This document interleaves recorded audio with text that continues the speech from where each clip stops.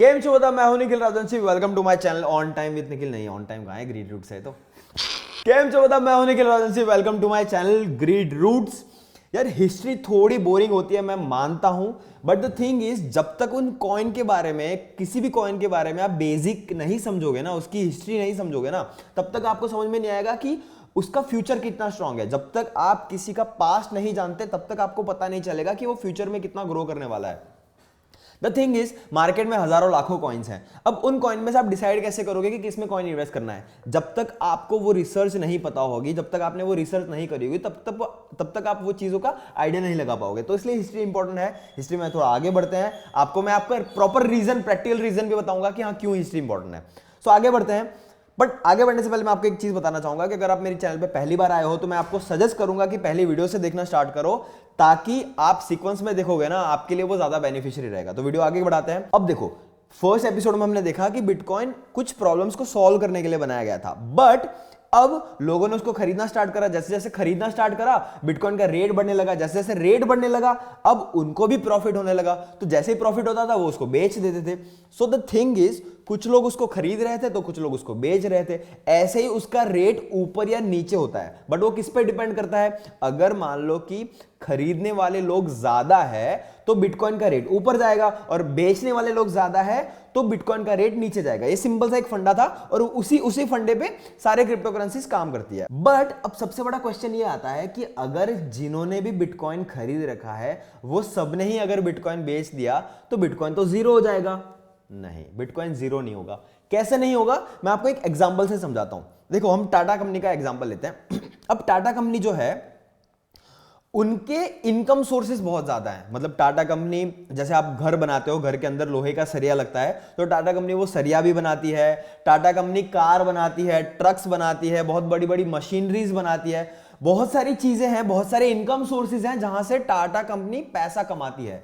तो उनमें से अगर मान लो 4-5 इनकम सोर्सेज खत्म भी हो गए ना, 4-5 चीजें खत्म भी हो गई, तो भी इतने इनकम सोर्सेस हैं उनके पास जहां से पैसे आ सकते हैं। तो टाटा कंपनी कभी भी डूब नहीं सकती। सेकंड चीज, टाटा कंपनी के जो शेयर है उसमें पूरी दुनिया ने इन्वेस्ट कर रखा है, पूरी दुनिया ने उस पर पैसा लगा रखा है, जिसकी वजह से अगर मान लो कुछ परसेंटेज लोग टाटा कंपनी के शेयर बेच भी देंगे तो बाकी बहुत सारे लोग पड़े हैं जो उस शेयर को खरीदना चाहेंगे। ये सारी चीजें हैं जो डिसाइड करती है कि वो कंपनी कितनी स्ट्रांग है या कितनी वीक है। सो सेम चीज अगर मैं बिटकॉइन की बताऊं तो बिटकॉइन के ना यूज केसेस भी हैं। जैसे अगर आप दुबई में जाओगे तो दुबई में बिटकॉइन से आप घर भी खरीद सकते हो, आप कार भी खरीद सकते हो, बहुत सारी चीजें खरीद सकते हो। तो ऑलरेडी दुबई ने उसको एज अ करेंसी या एज अ पैसा उन्होंने एक्सेप्ट कर लिया है। वैसी बहुत सारी कंट्री भी है जो बिटकॉइन को एक्सेप्ट अब धीरे धीरे करने लगी है, तो उसके यूज केसेस बढ़ते जा रहे हैं। सेकंड चीज, बिटकॉइन रेयर है। सिर्फ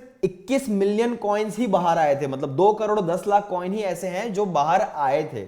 सो जो लिमिटेड रिसोर्स है ना बिटकॉइन का, वो उसको रेयर बनाती है। जितनी चीजें रेयर होती है उतनी ही वो ज्यादा महंगी होती जाती है। और थर्ड चीज ये है कि भाई बिटकॉइन में इन्वेस्टमेंट इतना ज्यादा है। उसका मैं आपको एक चीज बताता हूं। जैसे टाटा कंपनी है, टाटा कंपनी 155 साल पहले स्टार्ट हुई थी, 155 साल पुरानी कंपनी है, फिर भी आज टाटा कंपनी का नेटवर्थ जो है वो $300 बिलियन है। जबकि बिटकॉइन 2009 में लॉन्च हुआ था, मतलब बिटकॉइन को अभी सिर्फ 14 साल हुए हैं। 14 साल में टोटल बिटकॉइन का मार्केट कैप जो है वो $712 बिलियन है। समझ रहे हो? मतलब टाटा कंपनी से डबल से भी थोड़ा ज्यादा है। सो द थिंग इज, 14 साल में बिटकॉइन इतना ग्रो कर चुका है, तो 14 साल में लोग इतना इन्वेस्टमेंट उसमें कर चुके हैं। अब अगर उसमें से कुछ परसेंटेज लोग अगर वो बिटकॉइन बेचना भी स्टार्ट कर देंगे तो पॉसिबल नहीं है कि सारे लोग उसको बेच दे। अब एक और बात बताता हूं, जब बिटकॉइन लॉन्च हुआ था ना, तो बहुत लोगों ने उसको मजाक में खरीद लिया था, बट लोगों को उस पर भरोसा नहीं था कि हाँ चलो ये इतना बढ़ेगा। किसी ने एक्सपेक्ट नहीं करा था। आज जब 2023 में 57 लाख जाके आया, तब लोगों को लग रहा है कि भाई ये बहुत बड़ा कॉइन बन चुका है। बट पहले ऐसा नहीं था, पहले बहुत उसका कम रेट था, तो लोगों को ये लगता था कि हाँ यार कितना ही बढ़ लेगा। तो लोगों ने उसकी केयर नहीं करी, लोगों ने खरीद तो लिया बट लोगों ने कभी भी उसको संभाल के नहीं रखा। तो एक एग्जांपल देता हूं, जैसे एक बंदा था जिसने 7,500 बिटकॉइन थे, जिसके पास 7,500 बिटकॉइन थे, उसने वो बिटकॉइन खरीदे, बट उसने कभी भी उसकी केयर नहीं करी, उसको संभाल के नहीं रखा। अब उससे वो हार्ड डिस्क खो गई जिसमें वो स्टोर था, वो डेटा स्टोर था। अब क्या हुआ, इतने सालों बाद अगर आज उन 7,500 बिटकॉइन की आप वैल्यू देखोगे तो वो 250 मिलियन डॉलर से भी ज्यादा है। तो वो बंदा आज पूरे कचरा का जो ढेर होता है ना, पूरे सिटी का कचरा जहां पे इकट्ठा होता है, वो पूरा कचरे का ढेर वो खोद रहा है, पूरा ढूंढ रहा है वो उसमें। उसने करोड़ों रुपए लगा दिए हैं उस कचरे के ढेर में वो हार्ड डिस्क ढूंढने में, बट आज तक उसको वो हार्ड डिस्क नहीं मिली। तो ऐसे करके लाखों कॉइन्स ऐसे हैं जो लोगों ने खो दिए हैं, जो मार्केट में अभी है ही नहीं। मतलब मार्केट में वो कॉइन्स तो है बट लोगों के पास वो नहीं है, वो कहां है आज तक कोई नहीं ढूंढ पाया। सो द थिंग इज, इतने सारे बिटकॉइन खो चुके हैं, अब अगर मान लो कि बहुत लोग उसको बेच भी देंगे ना, तो भी कुछ कॉइन्स तो हमेशा ऐसे रह जाएंगे जो कि गायब है। सो बिटकॉइन कभी भी जीरो नहीं हो सकता, ये प्रैक्टिकली अब पॉसिबल नहीं है। अब देखो, इतनी बात सुनने के बाद ना आपको थोड़ा बहुत तो समझ में आया होगा कि हाँ, क्यों बिटकॉइन ज्यादा अच्छी इन्वेस्टमेंट है।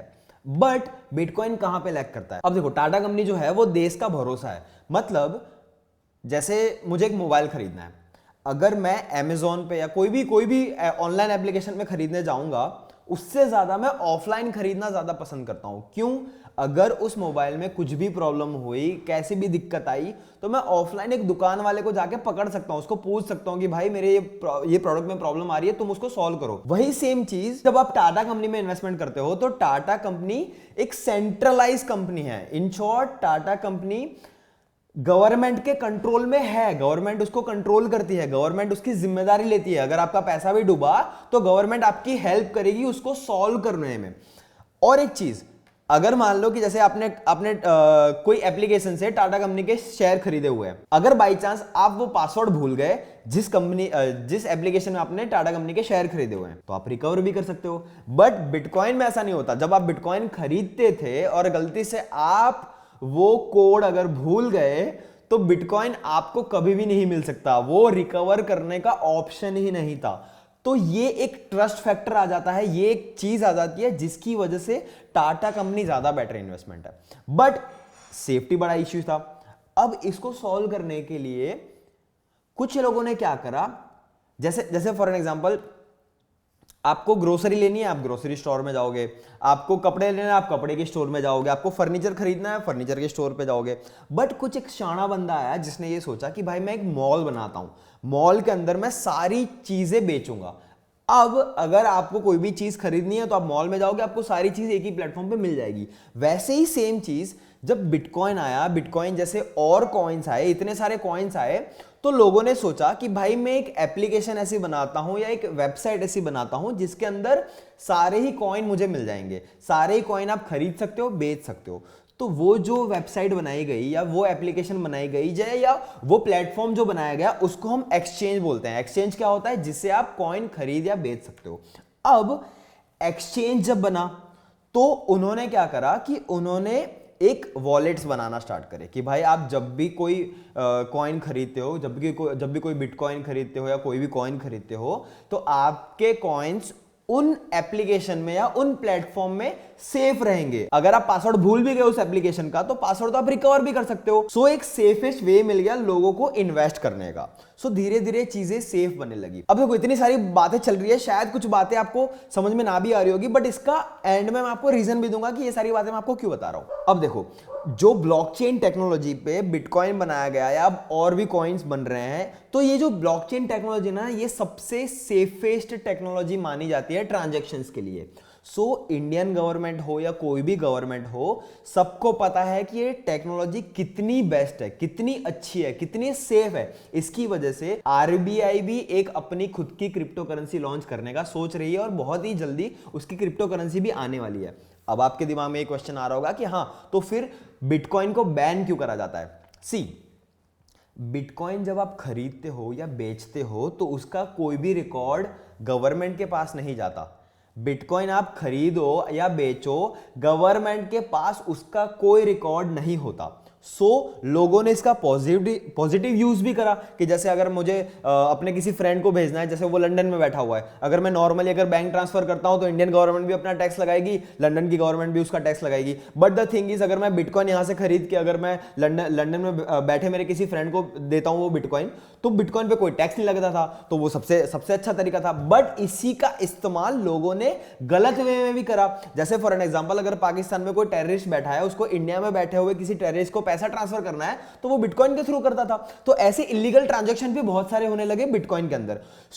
ये सेफ्टी और एक बड़ा क्वेश्चन मार्क बनता गया। इसकी वजह से कभी कभी कोई गवर्नमेंट उसको बैन भी करती रही है। अब देखो, ये सारी बातों का मतलब क्या है पता है, इसका यूज कहां पे कर सकते हो पता है। जैसे फॉर एन एग्जांपल, कल उठ के एक न्यूज आई कि भाई चाइना में क्रिप्टो करेंसी बैन हो रही है। अब अगर आपको ये सारी बातें पता होगी तो आपको पता होगा कि भाई बिटकॉइन बेचने वाले लोग पड़े हैं तो खरीदने वाले भी लोग पड़े हैं। अगर पूरे चाइना ने मिलकर बिटकॉइन को बेच दिया ना, तो नो डाउट बिटकॉइन का रेट जरूर नीचे आ जाएगा।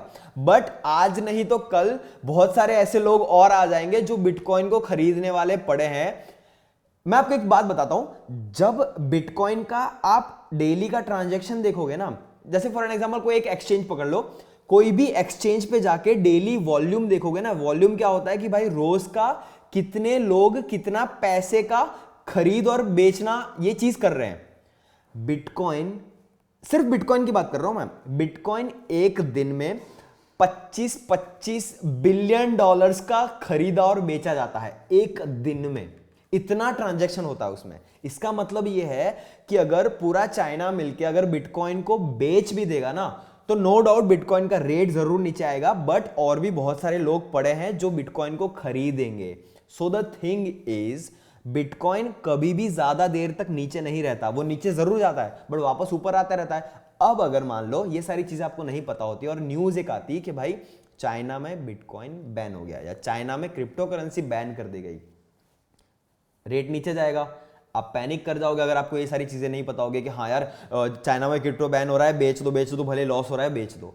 बट अगर आपको इस चीज का नॉलेज होगा ना, ये चीज आपको पता होगी ना, तो आप ये डिसाइड कर पाओगे कि नहीं, बिटकॉइन नहीं डूबने वाला, मेरा पैसा कहीं पे भी नहीं डूबने वाला।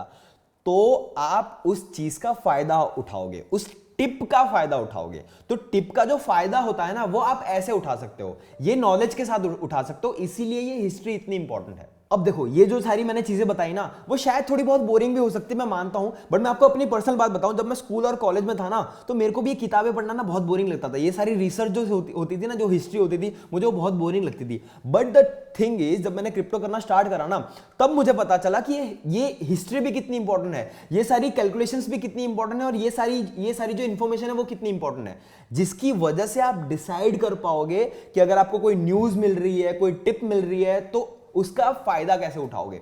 सो द थिंग इज, ये सारी इंफॉर्मेशन बहुत इंपॉर्टेंट है और मैं आपको ऐसी ही इंफॉर्मेशन दूंगा जो आपके काम की हो। उसके बाद हम धीरे धीरे आगे बढ़ते रहेंगे, आगे और भी वीडियोस आती रहेंगी, अकाउंट कैसे बनाना है, कौन सा प्लेटफॉर्म अच्छा है, कैसे आप ट्रेडिंग स्टार्ट करोगे, हर एक चीज हम सीखने वाले हैं। बट आज के लिए इतना ही था, मिलते हैं अगले वीडियो के साथ। वीडियो पसंद आई हो तो लाइक करना मत भूलना, सब्सक्राइब जरूर कर लेना, और कोई भी कंफ्यूजन हो तो कमेंट जरूर कर देना। मिलते हैं अगले वीडियो के साथ, बाय बाय।